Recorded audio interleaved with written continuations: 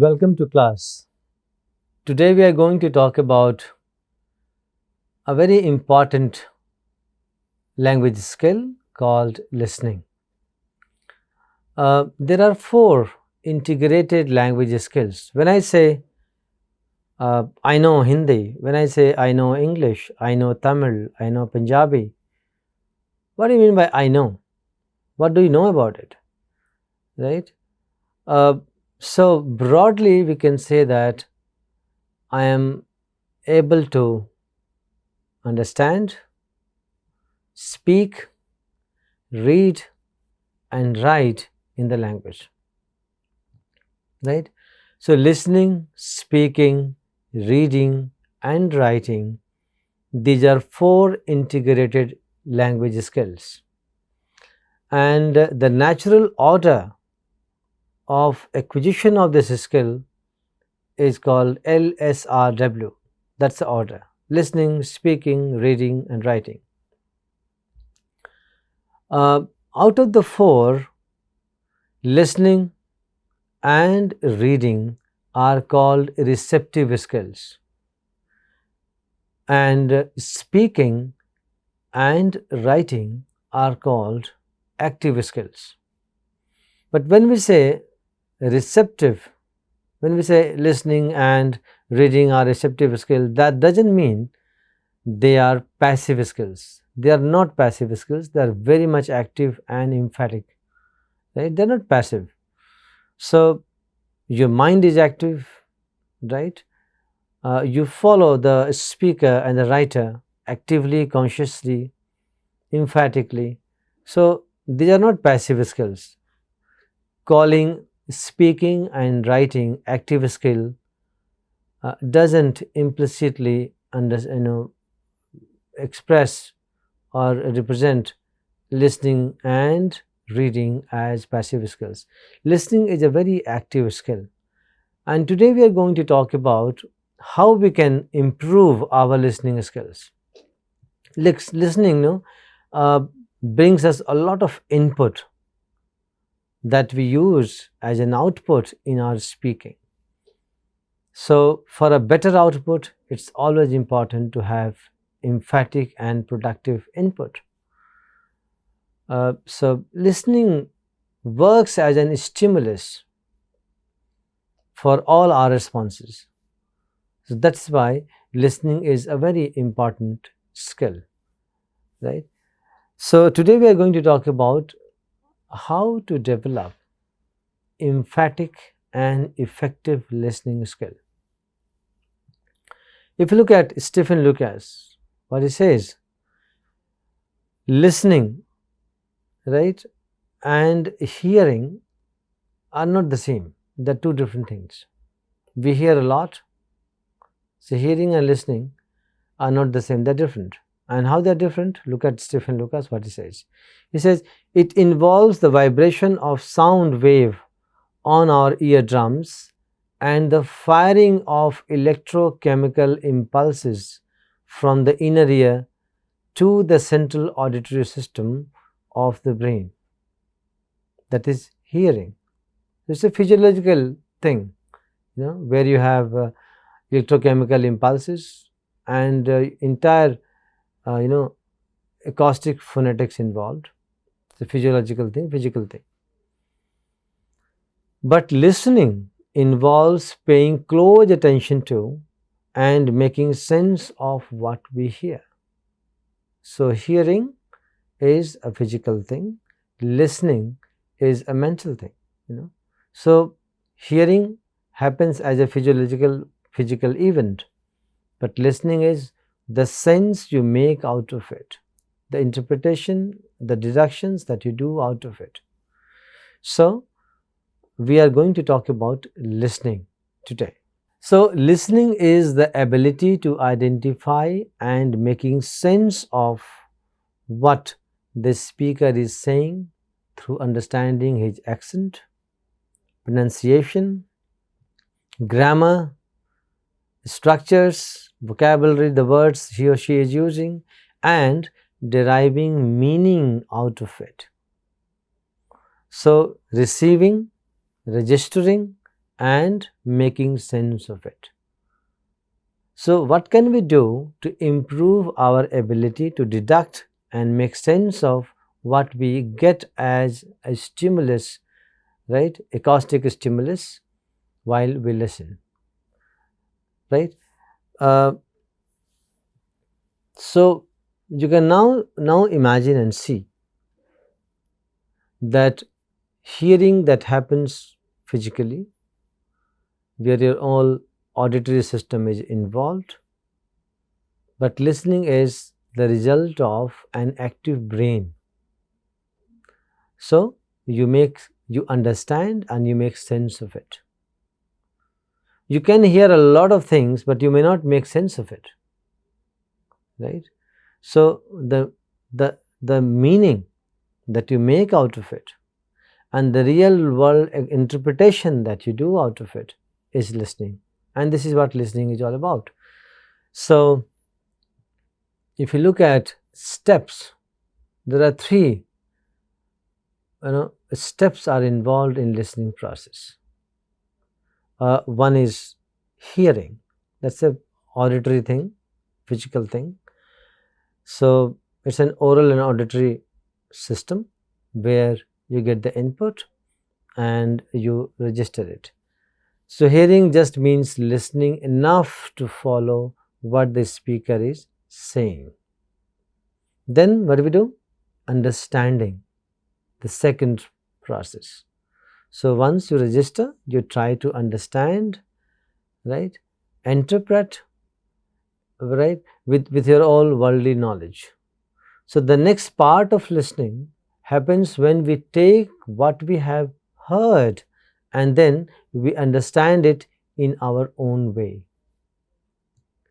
And then finally, third step is judging, making sense of it, making deductions, interpreting. And what is that? After we are sure, right, we understand what the speaker has said, then we think and relate to the sense that we make out of it. Now look at it. We all have our own world views. We look at the world with our own views, interpretation, right? So perception determines, your understanding determines what you make out of it, right? You may not make any sense out of it. It is possible that you have heard something, you registered, but you didn't make any sense out of it. It's possible. But listening is all about what you make, what sense you make out of it. So you consciously make an effort to relate to what you register while hearing, and you make sense of it. So you interpret it in the real world situation according to your own experiences and existing knowledge. So it's important to follow these three steps: hearing, understanding, and judging. This is what we do in listening, and that is why we call it a very active skill, because these things are not possible when you are passively receiving something. So you are not passively receiving anything, you are actively following what the speaker is saying, what it's coming to your eardrums, you are registering it, and then you are relating to your existing knowledge, confirming it, making sense out of it, making deductions out of it. And that is why it's a very conscious and elaborate effort that we make to understand what we hear. That is why listening is not a passive skill, it is a very active skill. Moving on, Rust lists certain components to master the listening skill. How can we master this art of listening, this active art of listening, right? So I will just first go through the list, what he lists, and then we'll talk about them. So discriminating between sounds, right? Recognizing words, identifying stressed words and grouping words, right? Identifying functions in conversation, connecting linguistic cues to paralinguistic cues and to non-linguistic cues in order to construct meaning out of it, using background knowledge and context to predict and then to confirm meaning, reclaiming important words, recalling important words, topics and ideas, giving appropriate feedback to the speaker, reformulating what the speaker has said. So these are the components that Rost lists about listening. What do they mean? So when we say discriminating between sounds, you have to remember that language, any human language, is a set of discrete sounds, and the number of sounds are limited. So we are talking about English for that matter. So number of sounds in the language is limited and they are discrete. Each sound stands opposed to the other sound. So per cannot be ber cannot be ker cannot be ch cannot be sir. Each sound is different. So first and foremost, we need to understand these sounds, because alternation in sounds or misinterpreting sounds may result in misinterpretation in meaning. Then recognizing words. So what are words? Words are combination of these sounds, but not any combination, meaningful combination of these sounds. So we need to understand the word, right? Word boundaries, where one word ends and the other begins. Then identifying stressed words and grouping of words. So you have to understand where the stress or the emphasis is laid, right? You need to be familiar with the style of speaking of the speaker. You need to understand the conversation and the speech functions the speaker may employ while conversing or talking. Then if it is face-to-face interaction and you can see the speaker, face-to-face interaction is one of the most effective and rich channels of communication. So when you have face-to-face communication, then you have this advantage of looking at the speaker, right? You have advantage of looking at the facial expressions, looking at the movement and other non-verbal cues, gestures, right? Look at the paralinguistic elements like intonation, stress, pauses, rhymes. They all help you make sense of them. In order to construct meaning, we need to pay close attention to these things.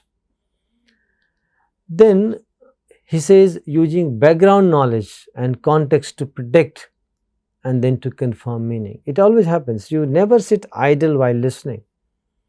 Your background knowledge about the topic, about the theme, your anticipation, what you anticipate next, depends on your understanding and relatedness with the topic and the theme. So your mind is actively working, relating to what is being said and also anticipating what is coming. So this is how you are engaged with the text, right? You need to understand keywords, content words, key ideas of the particular chunk or text. So you need to understand the keywords, you need to understand the key ideas and the topics. You need to identify them and relate to them. Then asking questions, giving feedback, seeking clarification are things that indicate that you are actively listening. At times you may require clarifications, at times you may need to ask questions. Questions can be asked for clarifications, questions can be asked for extension of your understanding, right? Question can be asked for making a point relevant. So multiple reasons why we ask questions, but one thing is for sure, that if you ask questions while listening, it it keeps you engaged with the theme at the same time. And sometimes, if you are listening to some recorded audio, asking question, you may not ask question directly to the speaker because the speaker may not be in front of you. But if it is a recorded speech and listening, ask to yourself, pause and ask to yourself, what do you understand out of it? You repeat it, right? You replay it. But seeking clarification, asking questions are very relevant tools to be engaged with the text at the same time, get clarification and explanation of the text. And then try to reformulate, assimilate what you have got and reformulate what the speaker has said. This is what Rost lists as certain component of skills while listening or developing listening skill. Moving on, Kraj and Kraj 2005 give the following ideas to develop effective listening, right? The first thing is ask questions, take notes, write it down, focus on the body language of the speaker. Try to keep an open mind while listening. Avoid the temptation to interrupt. Seek clarity when appropriate. Try to understand the communicator's body language. Understand the feelings of the communicator. Listen to the tone of the voice of the speaker. So these are the things Cars and Cars list. The general things, you are familiar, but I'm just trying to underline the importance of these small steps while listening to a text. Again, I say, asking question keeps you engaged with the text. So you are not passively receiving it, you are actively involved and you are following what is being said and also relating to it. And in case you find a gap, the gap prompts you to ask questions. So ask questions. Then write it down means, make relevant notes. Because human memory is very short. Human memory is very short, right? We process a lot, but storage is not as compared to the speed of processing. So it's always advisable to take notes while you listen.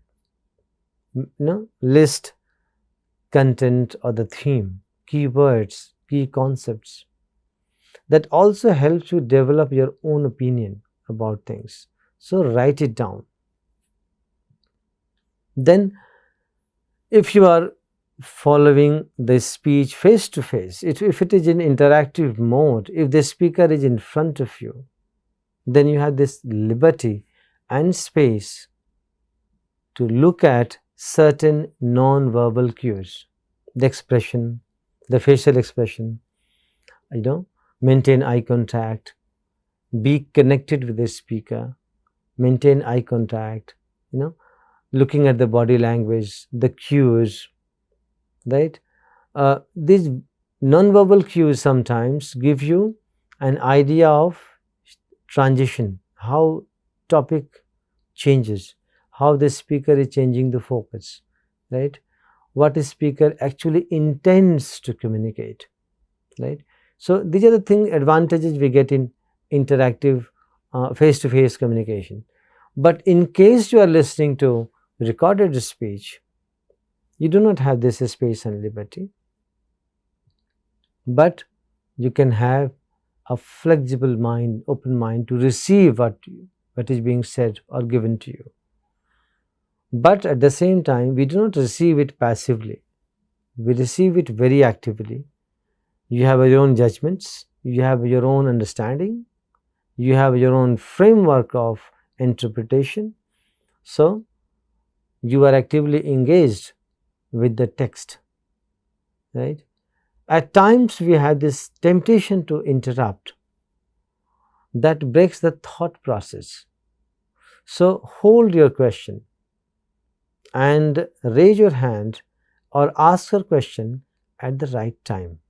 So abrupt interruption is not advisable, but you must ask question, that is advisable. So you have to like turn taking and turn giving. You have to take the turn. You have to see where it is possible to interrupt or ask, and you can take the turn. Then, in case you find a gap in what is being said and what you are interpreting, or possibly you are not clear about what is being said, then you need to seek clarification. Seeking clarification also indicates that you are actively involved, right? And overall other non-verbal cues like eye contact, gesture and posture, body orientation, then paralinguistic elements, tone, pitch, rhythm, stress, and then overall appearance of the speaker also fills the gap between what is being said and what you are receiving. And the tone and the tenor of the speaker also suggests pauses, how to interpret pauses. Pauses are very important in listening. You may have a lot of idiosyncrasies in speech of an individual. So we'll talk about the idiosyncrasies very shortly. Moving on,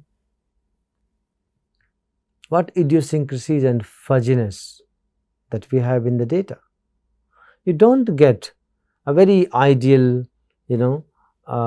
well constructed speech all the time or input all the time. Input is always idiosyncratic and fuzzy, because we all have our own style of speaking. We all have our own style of sharing. We have registers, we have diction styles different from each other. You may have registers or technical words used for a technical domain, a particular domain. You need to be familiar with that. So there are certain things in oral text that we need to pay attention to. In English particularly, elision and assimilation, that you must understand. And what is that? At times you fail to mark the word boundary.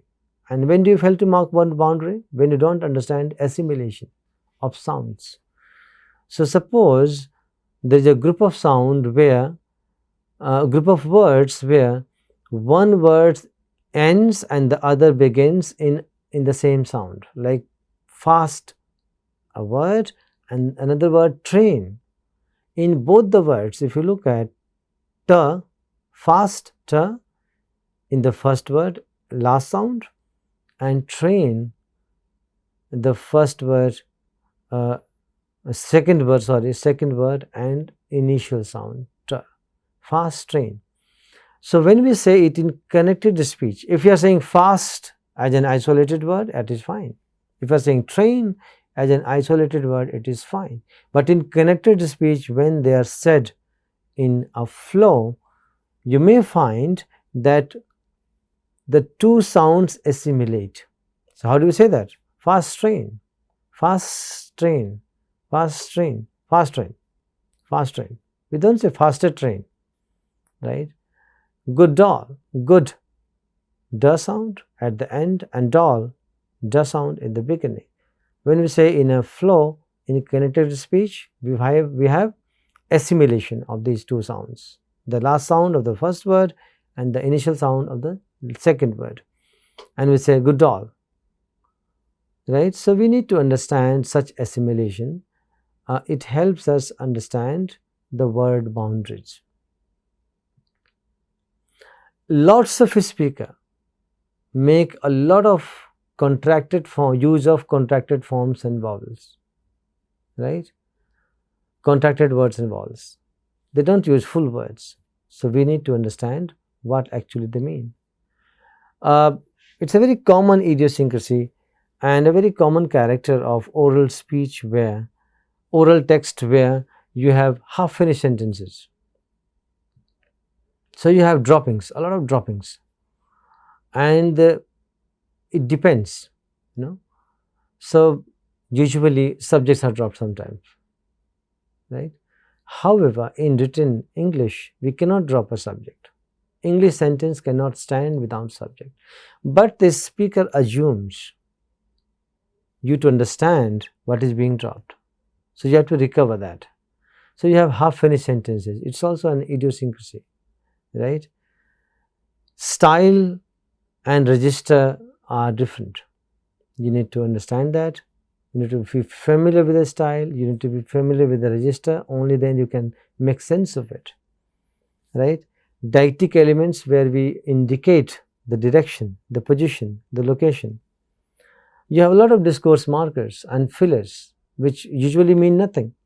They don't have literal meaning, but they are there to fill the gap. So while speaking, we use a lot of discourse markers.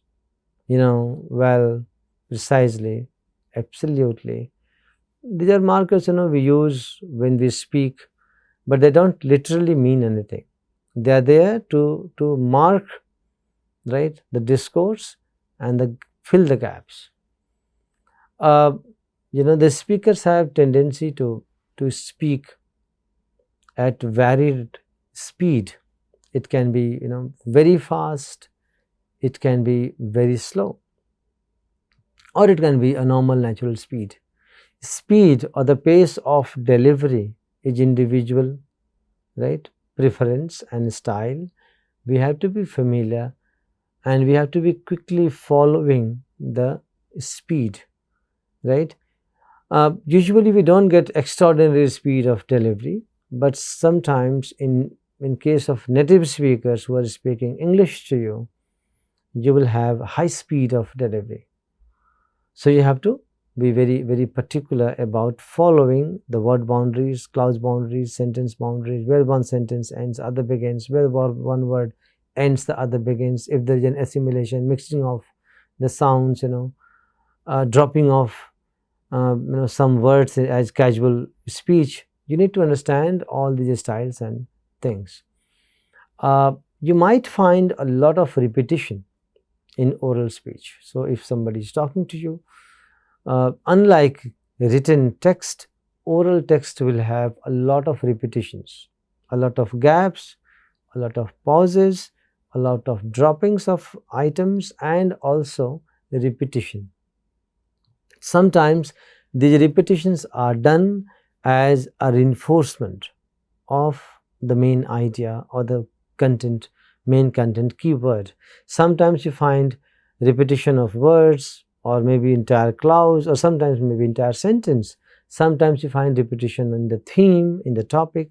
Sometimes you find repetition in the argument, a paraphrasing of the argument. So these are all part of oral text, and as a good listener, we need to understand and make sense of these underlined idiosyncrasies of individual speakers.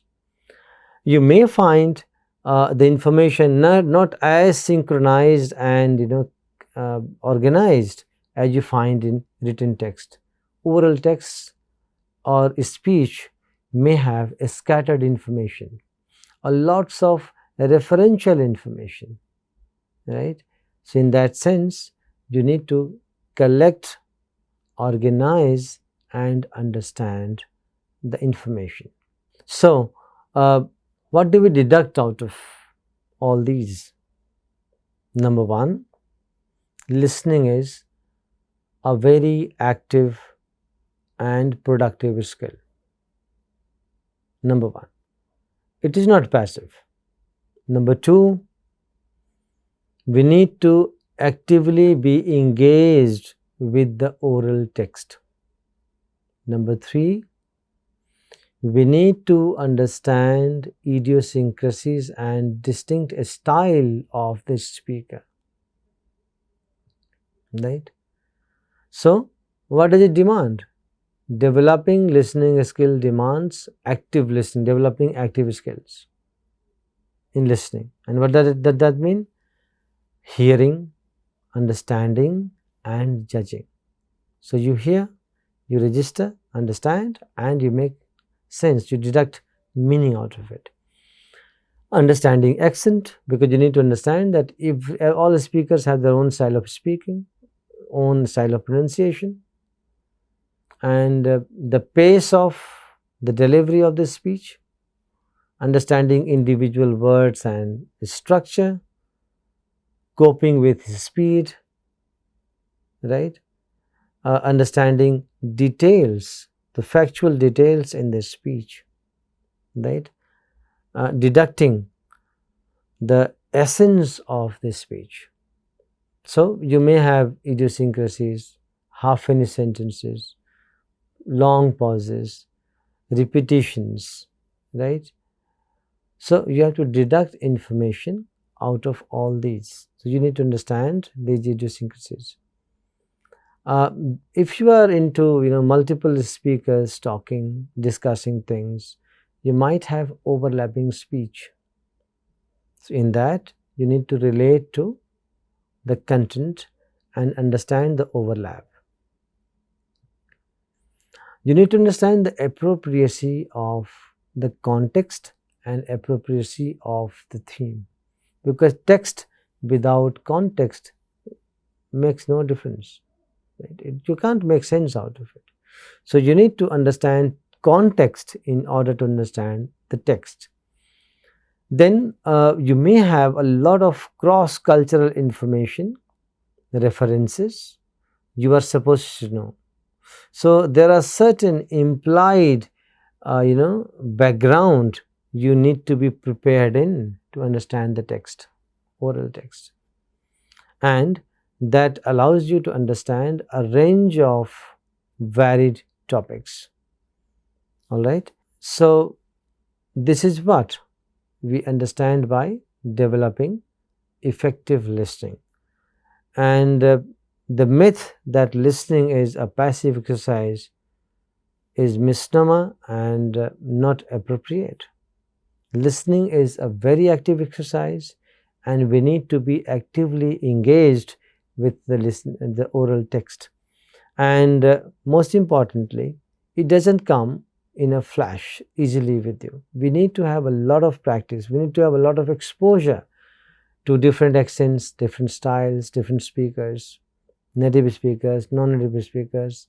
We need to be exposed to a variety of oral texts that will help us develop our listening skills, fine-tune our interpretation, and it will make you a very productive speaker, by being a good listener, a patient listener. Thank you very much.